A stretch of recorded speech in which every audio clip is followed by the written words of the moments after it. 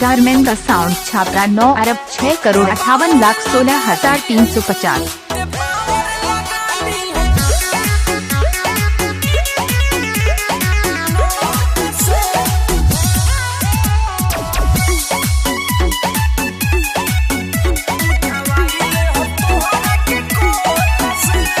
पूरा जिला के बानी हम डॉन रे, हमारा आगे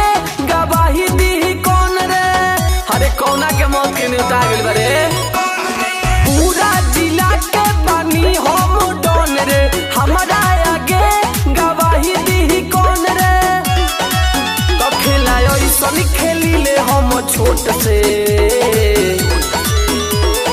पावर लगा ली है नोट से, उठवाई ले हम तोहरा के कोट से। पावर लगा ली है नोट से, उठवाई ले हम तोहरा के कोट से।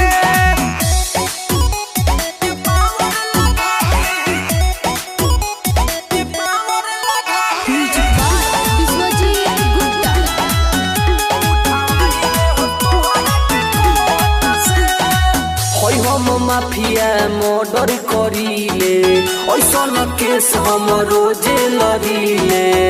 अरे बुझाई रे बेटा, हम माफिया मर्डर करीले, ऐसन केस हम रोजे लड़ीले।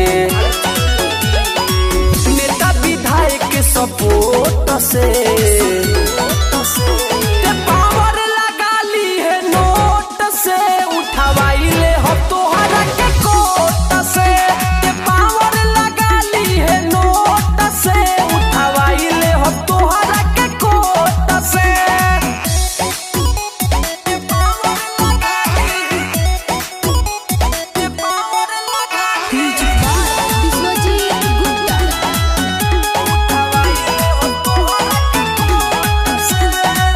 पुलिस थाना न पड़ेला पीछे, हमरा ऊपर न गलत के लिखे।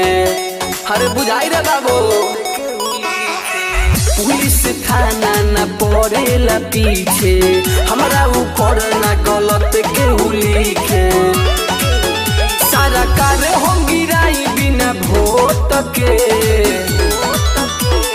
पावर लगा ली है नोट से, उठवाई ले हम तोहरा के कोट से। पावर लगा ली है नोट से, धर्मेंद्र साउंड छापरा 9 अरब 27,97,79,076।